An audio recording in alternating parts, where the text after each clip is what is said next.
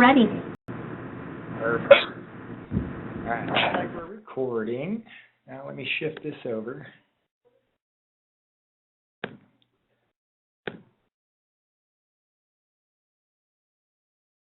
Cool.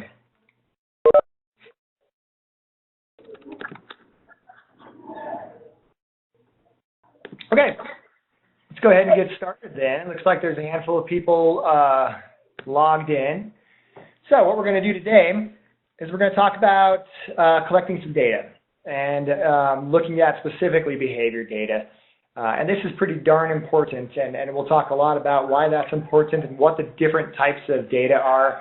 And I really want anybody who's watching this, who's listening to this, by the time we're done with this, the objective I would have is that you have a good understanding of all the different types of data that we might want to look at as we look at behavior, and then start to go ahead and build that system yourself to start looking at what resources do we have and things like that. I'm actually in my back office right now, and there's a few people outside my office, so hopefully I got the door closed, but it's not real soundproof, so I apologize if there's any background noise. But I'll go ahead and start rolling, okay? So first, why do we collect data? All right, I'm going to say that there's three major reasons why we collect data, specifically around behavior. The first one, and it's probably a pretty darn important one, is understanding the culture of our school.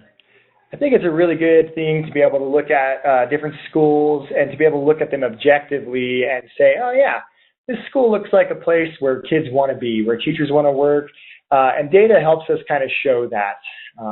And so that's probably one of the primary reasons. And we'll talk about some different data that do kind of show how that works, okay?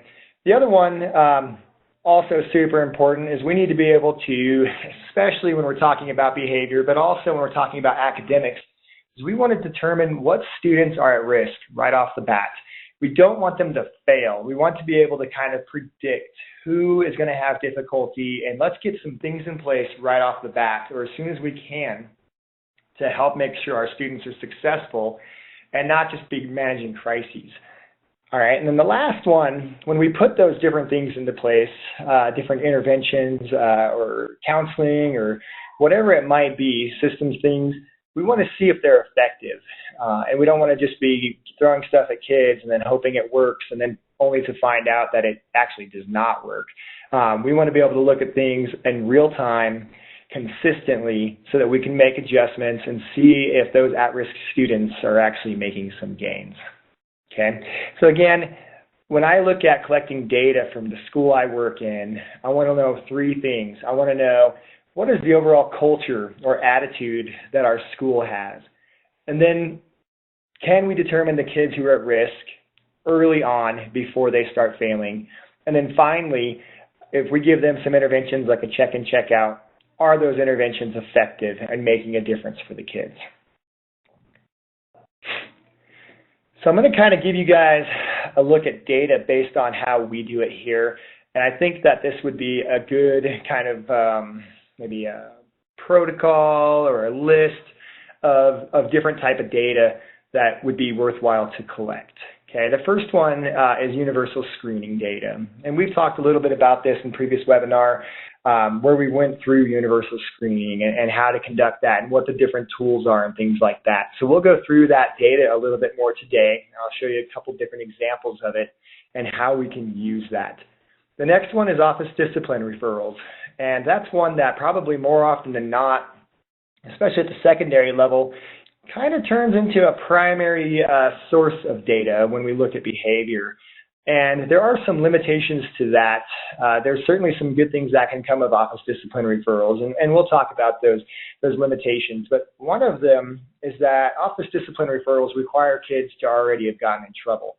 And so it's not very preventative or predictive. It really, it really is kind of, after the fact, consequence-based data, okay? Attendance, this is one that's, I think it's looked at, but it's not really analyzed very often in schools. And this is actually extremely important, and I'm going to give you guys some statistics and things. They're doing a lot of research around attendance, and this ties right in with behavior when you talk about things like truancies and chronic tardies. attendance is really a huge piece of what we need to be looking at, okay? And then when we start talking about more specific interventions, we look at like check-in, check-out. There are some really nice progress monitors that can be developed that align right with that. And that's nice because we can see how kids are progressing and doing better within the school day. So I'm going to show you guys some of that as well. And that would be hugely important to put into place if you have a check-in, check-out program to see, is it actually working for those kids? All right. And then another one that is really specific, that really gets down in the nitty-gritty, is the frequency and duration progress monitoring.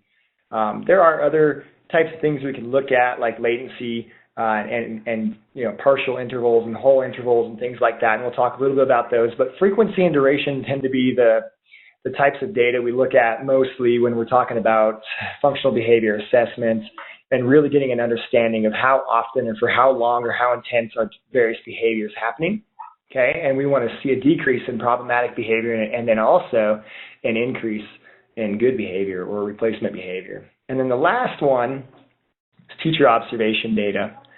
And teacher observation data, this is kind of more from an administrative standpoint or from a coaching standpoint, but to be able to go in and look at classrooms and effectively look at classroom management practices and then kind of compile that data to say, you know, how do our teachers do with providing positive feedback or redirecting behavior, or you know, environmentally engineering the classroom so that kids can be more successful. And that's a pretty important piece. I think a lot of times our administrators and coaches go into classrooms to look at academics and lesson structures and things like that, but maybe not as much around behavioral principles and classroom management. And that's a really important part of planning for PD and looking at kind of our whole culture, okay? So let's go ahead and start off with our universal screening data. These data that are in front of you right now is actually from the school that I'm working in. And the way this works, and I think we've looked at this a little bit before, we use a tool called the Student Risk Screening Scale. And it is a quick interview form that all teachers get in our school. And it's actually really just a spreadsheet. And each of their kids are on there. And they just rate them on various different behaviors, such as peer rejection, lying and stealing, aggressive behavior, just behavioral outbursts, things like that. And we do that in the fall, in the winter, and then we'll do it again here at the end of the year, coming up pretty quick actually. And we look at two different kind of subcategories within this. Right here where it says SRSE, those are externalizing behaviors. So we look at the things that are pretty easy to see, such as verbal outbursts, and lying, cheating, stealing, just general problem behaviors, physical aggression. And then we also look at, there are some questions related to internalizing behavior. And this is the first year that we've really kind of brought in the internalizing aspects, but looking at things like loneliness, anxiety, maybe depressive symptoms, things that aren't so obvious. And what this little, you know, what these data right here would represent is, if we think about MTSS and we think about kind of what our goals are, you know, typically the profile would look something like an 80%, you know, or proficient or in the good to go range, and then 15% are at moderate risk, and then there's usually 5% in the high risk, right? And you can actually see as we came into this year, we were pretty close to that in our externalizing behavior. Most of our kids were doing pretty well, and we would like to see if it, you know, gets a little bit better each time that we do this screening. But really, one of the things I can look at right here is I can say, you know, based on these data, our school probably has a pretty good climate. It looks like 80% or more of our kids are at low risk for behavior. That shows us that there's probably some good school-wide PBIS supports put into place. And then the fact that we can see a decline in behavior as we move on over time tells us that we're also probably addressing some of the needs of those students who are at risk by putting them into some interventions. You can also see, thankfully, that our internalizing behavior, where it's a little more challenging, is doing pretty well. Now, a trend that I might be concerned about when I look at these data is that, you know, we had probably 92% in the green in the spring, in the fall, and it's actually dropped down a little bit. Looks like maybe around 88, 89%. So that's something we want to look at, as well as the red here, right? So that says, are we addressing some of these internalizing behaviors? Are there some more things that we need to be looking at? So anyway, that's kind of what these data would be good for looking at, is just a big picture. What is the overall culture? And it really helps us say, as a system, are there some goals that we can make? Do we want to move our externalizing, behavior into low risk up to 85%? Or for us, do we need to look at how we address this internalizing behavior and maybe create some bigger system-wide shifts? Now, this is what the SRSS looks like when we give it to a teacher. Whoa, hello. And right here would be the student names, and then they would look at these different ones. So you could see there's stealing and lying and cheating, problem behaviors, peer rejection, low academic achievement, negative attitudes, aggressive behaviors. These are all the externalizing behaviors. And then over here, emotionally flat, shy and withdrawn, sad and depressed, anxious and lonely. Those are the internalizing behaviors. Now, this would be for one class. And what I would do with this piece of data is I would come over here to this column after the teacher has rated it, and I'd look at this kid's in that moderate risk zone for externalizing. This kid is in the high risk zone for externalizing, and then you can see we would go through each of these classes and we'd really look at, okay, student number 6 here seems to be having a lot of externalizing problem behaviors. What do we have in place for this kid? As well, I can kind of go back through and do a little analysis here. It looks like we have low academic achievement, a little bit of peer rejection, problem behavior. I tend to look at this as being more non-compliant or maybe disruptive, and then there's some lying, cheating, and sneaking, those kinds of things. So that helps me kind of plan around an intervention for this kid. So when I look at these more specific class data where we're rating students, it really helps me identify which kids are at risk. So this meets that kind of second thing that we were talking about, uses for data, is identifying kids who are at risk. And then you can see as well we have it for internalizing. So this student here has a lot of issues going on. Looks like some pretty significant internalizing and at least at a high end of moderate risk for externalizing. I would certainly hope that as I look at this student that I'm seeing that they have some interventions in place and that we're progress monitoring that to see if they're doing better and if they're starting to improve. Okay, so that's what this kind of data, or these kind of data, really address for us. And the nice thing is this tool was designed to be given about 6 weeks into the school year, and even though that's a little bit of time, teachers do have to have some time to get to know their students before they can rate them accurately. It's still designed to be preventative. And, the idea is that we don't wait for these kids to fail, especially as we talk about these internalizing behaviors, because sometimes they go unnoticed for a long time till the kid snaps. But, it allows us to be predictive and to start looking at interventions before they're spending half of their year either getting, suspended, or just getting an office discipline referrals and things like that. So it is predictive and as well kind of preventative. So that's pretty important. Now the next piece of data I'd like to show you guys also comes from our school, from my school, and this is office discipline referrals. And there's all kinds of cool things that I can look at when I look at these data. The big issue I have with office discipline referrals is kind of what I stated earlier, is that it really isn't preventative.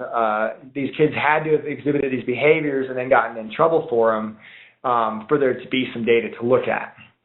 But what is nice about these data is it does help us look at trends, all right? What's happening within the school days, across the school years, and in different environments. So if I look up here at the top, this would be an indication of the referrals. And these would be all for like major offenses. As we go through the year, you can see, I don't know what month this is. I'm guessing it's probably like October or November. That's usually when we have a peak in behavior. You can see there were more referrals that occurred at that time. And then this was probably like December and then into January, I would say. So it really helps us look at different trends, which we can use to kind of predict various things like, oh yeah, We know that every November or October and every February and January we have a peak. So we should probably do a little time working with staff on some extra classroom management, working with students on some kind of reteaching of the school routines and things like that. So that's a nice piece of data to use. It also shows, like, based on these major offenses, the majority, or at least, the highest amount occurred on Mondays, which is interesting. I don't know if that tells us a whole lot other than, maybe kids are having a hard time transitioning back into school after the weekend. We also know this one's more useful for us is that the majority are occurring during our lunchtime, right? So we're in elementary school, we have lunch recess. It would look like most of the physical aggression, the fighting, and the inappropriate language and things, which we could assume is the case, is occurring during lunchtime. There's also a little boost here in the morning. We do have kind of like all the students are outside on a morning recess prior to school starting, so we do see a little bit of some different things there. Whoa, holy cow. Sorry, guys. I'm having some issues here with jumping ahead. There we go. So that helps us do some planning as well. Maybe we need to increase our supervision outside or make our supervision more active. The other thing that's kind of neat is I can kind of go through and disaggregate a lot of this information. If I wanted to, I could just, I'm not going to be able to do it on here, but I could just click on physical aggression and say, where is that happening? When's it happening the most? When is inappropriate language happening? Those types of things. You can see playground, a little bit in the classroom, just as a whole. And then recess, obviously, is the biggest thing. So the office discipline referral data really helps us do a couple things. One, it does help us kind of look at the culture of our school. If we have a lot of office discipline referrals, we may have some issues with the overall culture and climate within our school, okay? It helps us create some goals, and we can look at goals through all kinds of things, be it more training about how to be more active in supervision and things like that, or we can look at, from year to year, hey, last year we had, X amount of office discipline referrals. Let's really try to make our system strong enough that we can decrease that by whatever. Okay, so we look at different goals. It helps us with management practices, such as conducting student reteaches and providing PD and looking at our supervision in various places and classroom management and all that kind of stuff. And then we can also use office disciplines as a progress monitor. Specifically for a single student. I can look up a single student and say, oh, wow, throughout the year they've had an average of, 5 referrals a week. I put in an intervention in place. I want to see if those referrals decrease. And maybe they're only having 1 or 2 on average per week or something like that. So you can use that as a progress monitor, okay? But again, the big weakness to office discipline referral data is that it's not predictive. And it really only measures negative behaviors. We don't get to see what are they doing better, what are the good behaviors that we want to see. That's not listed on here. Okay. Now, one thing that's really cool that we started doing with our office discipline referral data, and we've also tied in some of our SRSS data as well, is this idea of a gallery walk. And this is actually pretty powerful if it's done correctly. Typically what we see is as we come into May, we'll have a professional development that's kind of just a school-wide development. And teachers typically, for us, sit in grade levels. It could probably happen in content area teams as well. But we print off each of those grade levels office discipline referral data for the year. And what they do is exactly what I just did with you guys. They'll sit down, they'll look at the trends. They'll look at when our behaviors and within our grade level happening the most, and they can look at all kinds of different behaviors, minors, or they can look at majors, whatever it is, and they can start to look at, is there a problem of practice that we can work on as a grade level team to help alleviate some of these trends that we're seeing, okay? And so we really try to have them review that data together, identify a problem of practice, something that they can address, not a student issue, but a teacher issue per se, or a system issue, all right?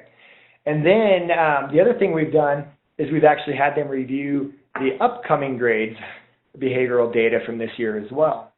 And what that does is that kind of helps them plan for, oh, this class coming up from the previous grade has a lot of issues with fighting or physical aggression or things like that. And they can do a little planning around that and kind of make a goal to say, we noticed that this year with our students, we had a lack of supervision in this area or a lack of classroom management in this area, whatever it is, we're going to build that up. And then we also see that from this upcoming grade that's coming up, they tend to have a lot of issues with whatever it is. Let's plan for that as well. Okay. Now, one thing I want to make clear on this is that the data are not specific to the students. All right, we're not looking at individual students in this. There's no names even listed. What it looks at is for that grade level, or it could even be, you could separate it by content areas, however it needs to be done. What are the general trends, right? Time of day, locations, activities, different behaviors. What are we seeing? What do we think we could do better to help alleviate that? Let's make a goal around that problem of practice to help us fix that in the next year. Okay, that gallery data walk I have found has just been absolutely amazing watching these guys. So one year we had our kindergarten team, and one of the things we noticed from the Office Discipline Referral data is that at recess, specifically right at the end of recess when they line up, kids were having lots of issues with hitting each other, pushing each other, whatever it is. And one of the things that as a leadership team we found through observation is that the teachers were not getting out the lines very efficiently. So the bell would ring, the students would all line up to come in, and there really was nobody there kind of monitoring them. So they're all kind of tucked in tight proximity in these lines with nobody there.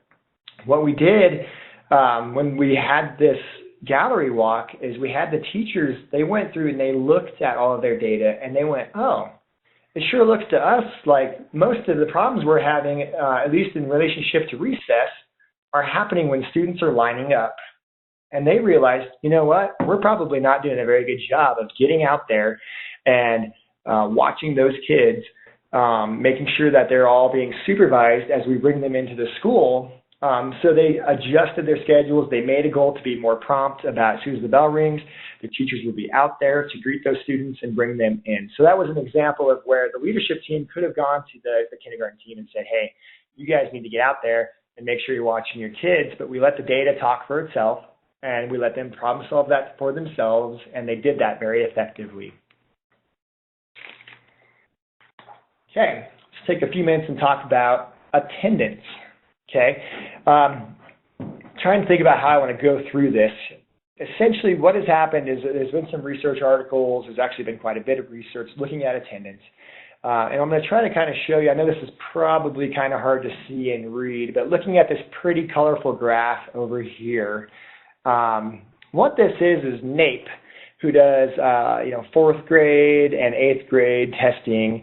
This is looking at scores for reading and math and correlating it to the amount of days kids were absent from school, okay?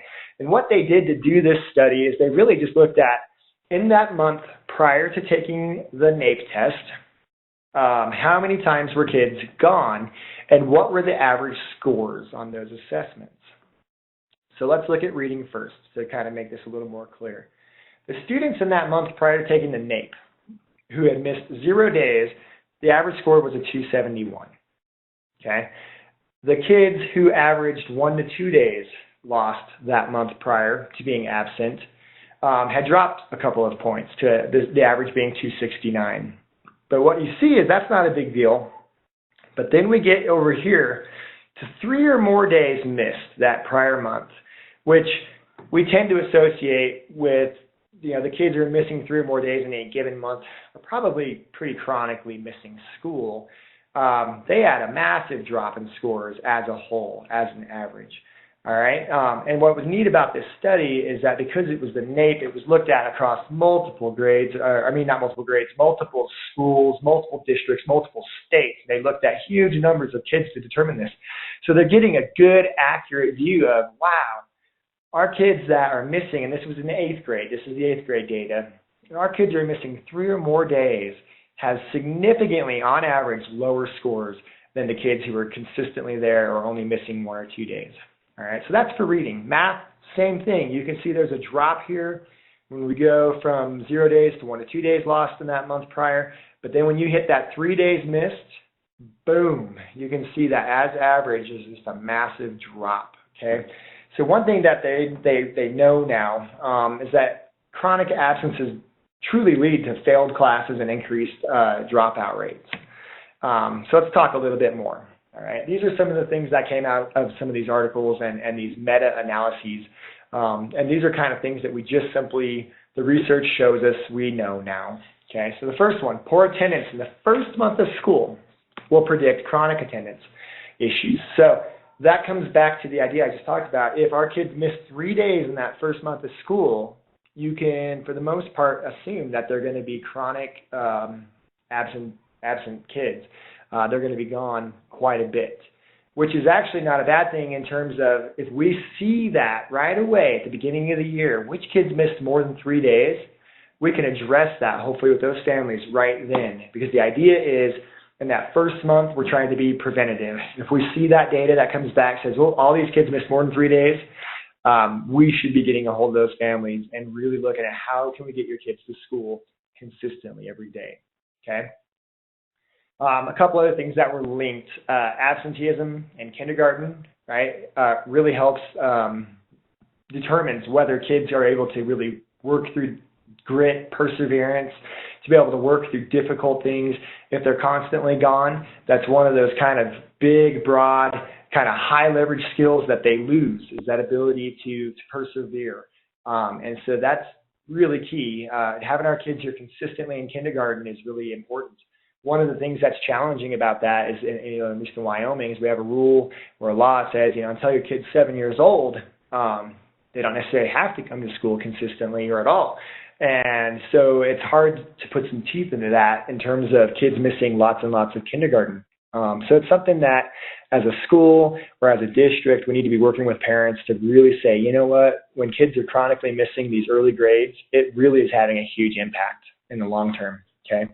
Now, another one that's related to that, anytime that there's a lot of absenteeism in preschool or kindergarten, they're kind of correlating that with being held back in third grade or being significantly below where they need to be in third grade.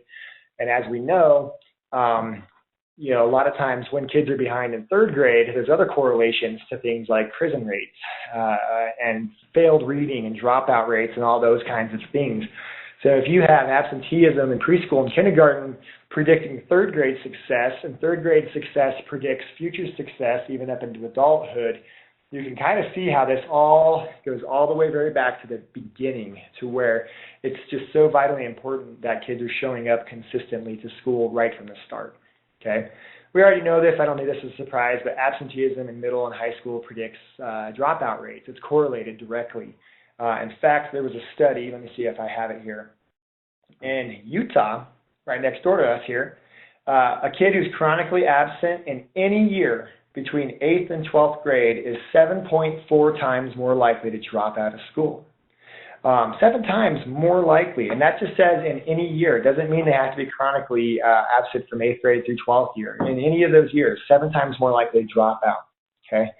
And then again, in Rhode Island, they did a big statewide study and found that only 11% of the kids who were chronically absent that graduated from high school made it to a second year of college, okay, compared to 51% of students who had good attendance records. So, at least in Rhode Island, half the kids with good attendance records who went to college made it to their second year or made it through it. Only 11% made it through if they had poor attendance in high school. So it's also predictive not only of dropout rates in high school, but also for success rates in college. So we can already look at who are these kids who are chronically gone in high school, and we know they're going to have a very difficult time being successful in college. Okay? So and the last one's kind of common sense in my mind. We know that if attendance is improved, right, or considered an essential strategy, it will reduce achievement gaps, right? It'll make the achievement gaps smaller between different like socioeconomic statuses and things like that. So some of our highest risk kids, if we can improve their attendance, we're going to see less of an achievement gap between them and their peers. Okay, so attendance is super duper important. One of the big key points I want to kind of get across with attendance is this. A lot of times we're taking attendance, right? We're maybe even looking at data related to attendance, but I don't think we put as much of an emphasis on really doing something about it and really trying to say, well, we know in the first month of school we could predict chronic absences. And we also know that in kindergarten we can predict a kid's third grade success rate, which then predicts their future success rate all the way up and through. Pretty big deal that we really kind of look at this and try to beef up our ability to look at that and do something with it. All right, that's my soapbox on that one. Let's move on to some intervention progress monitoring. So far we've looked at kind of whole school data as it relates to screening. We've looked at some whole school data as it relates to office discipline referrals, and whole school data as it relates to the attendance, okay? Now the next piece is going to be, sorry, I got people coming into my office here trying to interrupt, is going to be looking at more kind of one-on-one interventions and progress monitoring of interventions, right? So the first one we could look at is check in, check out. For us, this is a huge intervention. We put a lot of kids through this who are at risk, and we see a lot of great success with it. What I want to show you guys, and this may be somewhat difficult to see, is this is the first half of a year of a kid's check-in, check-out program. And this is a pretty high-risk kid, a tier 3 kid, a kid who they conducted functional assessments. And so this is kind of a long, this is longer than a lot of our kids would probably be on a check-in, check-out program. But here's what you can see. This red line is the goal. This is the percentage that we want that kid to meet their goal every single day. If they get above that, they've earned, right? If they get below that, they haven't earned for that day. And so you can see the blue line here indicates each of those times that the kid has earned. And it kind of bounces up all over the place. And there are the occasional, oops, not a very good day, kind of fell below. But what's cool about this one is we would look at the goal being set. This looks like it's probably around 58, 60%, somewhere in there initially. And the kid, our student, was able to do a good job meeting that goal. So we pretty quickly built that goal up, made it a little harder. Look at that. This was a great time right here. Lots and lots of success, no dropping below. Let's go ahead and up that goal again. Make it a little more harder for this kid to be able to make that goal. And so we're progressively making it more challenging to show us the appropriate behavior. And so you can see this kid's been quite successful. Now he's currently over 75% of his, the day he has to be doing what he's supposed to be doing, make that goal. So this would be a good way to look at the check-in, check-out. And again, if you think back to check-in, check-out, it comes down to we create a goal for a kid based on a specific behavior. And then throughout the day, they're rated on that goal. And the amount of points that they get based on their ratings, like a 1 through a 3 over the course of several times throughout the day, correlates to whatever our total goal is. So we might say we want the kid to get 18 points, all right? There's a total of 25 possible, but we want them to get 18 and then they meet their goal. So that's what this red line indicates. It's a little bit tricky without going through the whole thing, but again, what this does is it really helps us see, is this kid improving throughout the course of the year? And we can say, yeah, he has the occasional hiccups, but he is consistently, if you were to put a trend line on this good behavior, you would see a nice upward trend on that, okay? Pretty important if we implement a tier 2 intervention to make sure we're actually monitoring it. Now this is where things get a little more intense in terms of data collection. This would be something that you might see for a very specific behavior. And the behavior I chose to show you on this one is non-compliance, and that's indicated by this blue line, okay? And so let's assume that we have a kid who's just chronically non-compliant, very difficult to get to do anything. We want to implement a function-based behavior plan around that. So we hypothesize, we do some intervention, we do some observation, and we hypothesize, hey, this kid's doing this to escape tasks. Let's go ahead and give this kid a break card and teach them how to use that break card so that they can appropriately escape a task instead of being non-compliant and taking their own break, okay? So what we have is some baseline data, and that would be, we're looking at, it looks like between like 29 and 34, non-compliances or instances of non-compliance, right? That's your frequency data, and this is all in the baseline. Over here, you can see the appropriate break, right? Asking for an appropriate break. We also want to measure that. Prior to implementing the break card, the kid would never ask for an appropriate break, right?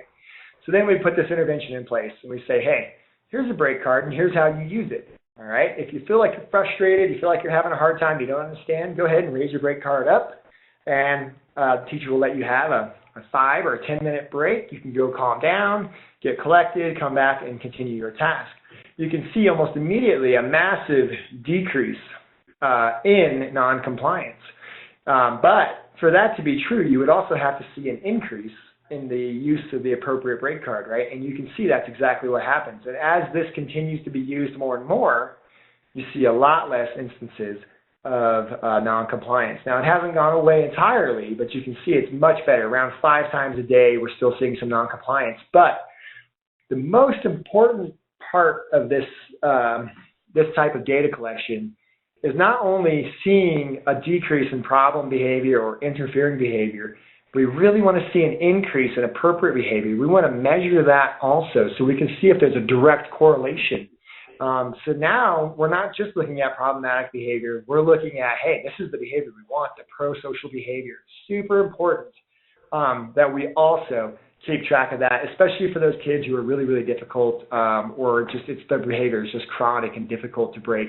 Anytime we do a functional behavior assessment and create a behavior plan, we should be looking at some kind of data like this where we're measuring, is the replacement behavior being used and is the problematic or interfering behavior going down?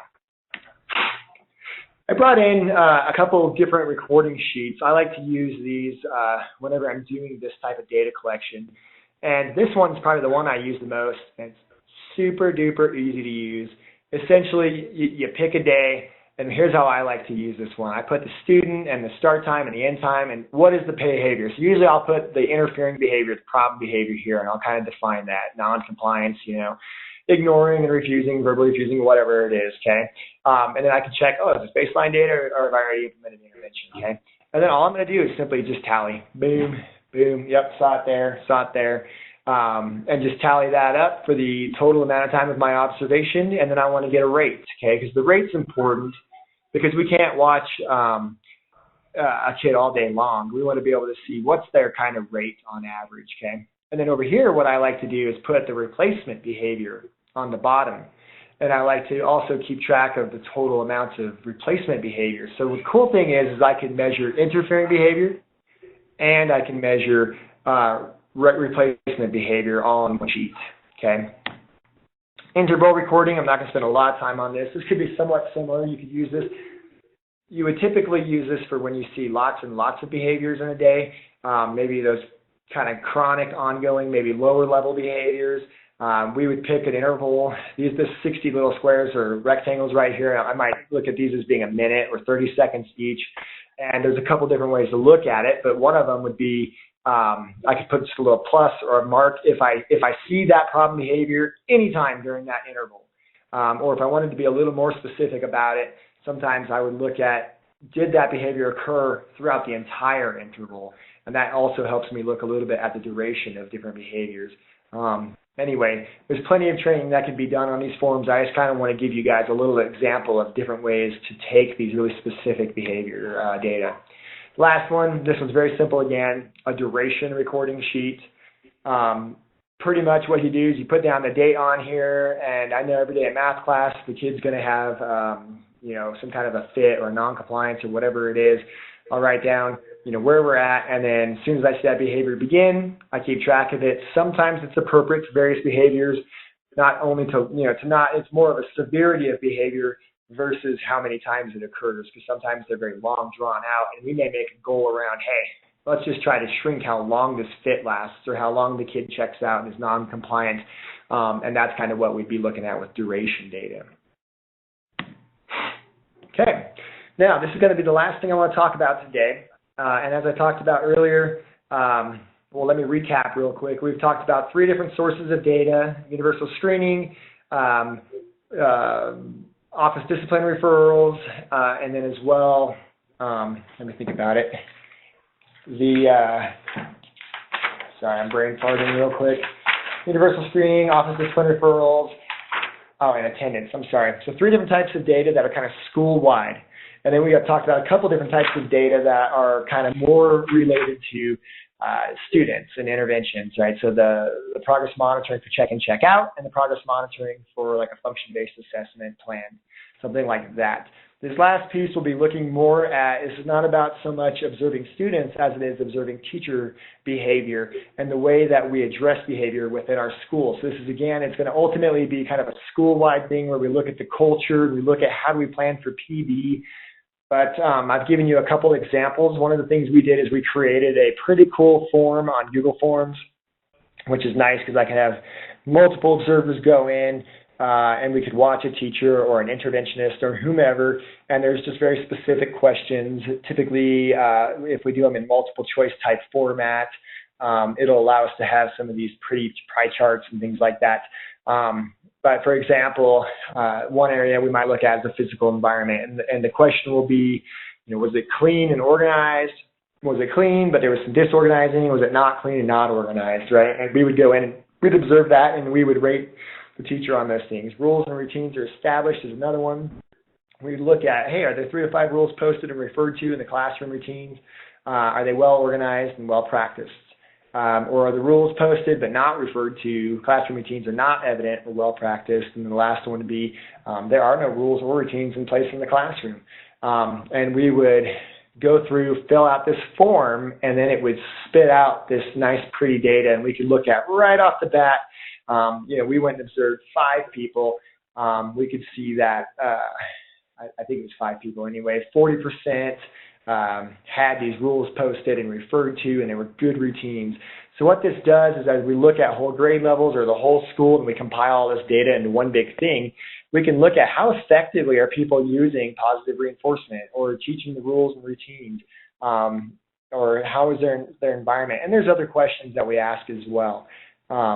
Good grief. I'm having major computer issues today. Oh, spinny wheel.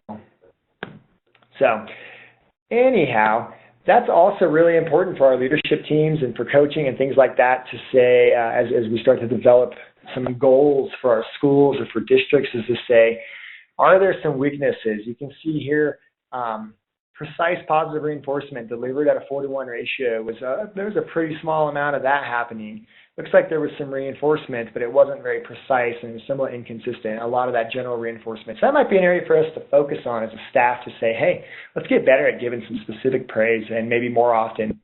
So at any rate, I hope this is helpful in terms of looking at, are there some different types of data we should be looking at? And what are the different kind of purposes behind the data? I think I've said the word data in this presentation like 150 times at least. And so it's a little ad nauseum with that, but it's so important that we do this for our whole district systems, for our school systems, and for individual students, for us to really be able to make good decisions around them. We really do need to be able to collect all this. So I guess at this point what I would say is, does anybody have any questions for me or any feedback? Go ahead and throw them at me if you do.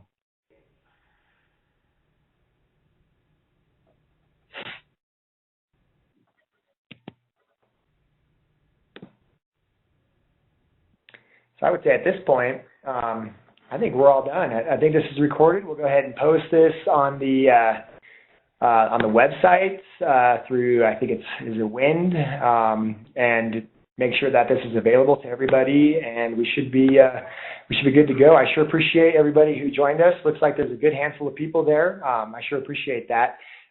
So one more time, does anybody have any questions for me or anything they want to share? Thank you so much, Josh. Great information.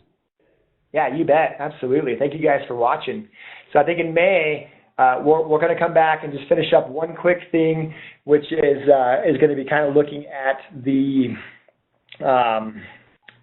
what do you call those, Bart? The checklist, the MTSS checklist, specifically looking at behavior. This is a good time of the year to go through that checklist one more time and say, where are we at in this process? How are we feeling about things? And we'll talk a little bit about action planning and making some goals for the next year. So, it shouldn't be a real long webinar next time, but that'll kind of be our final one for this year. Okay, thank you guys so much. I think we are all set.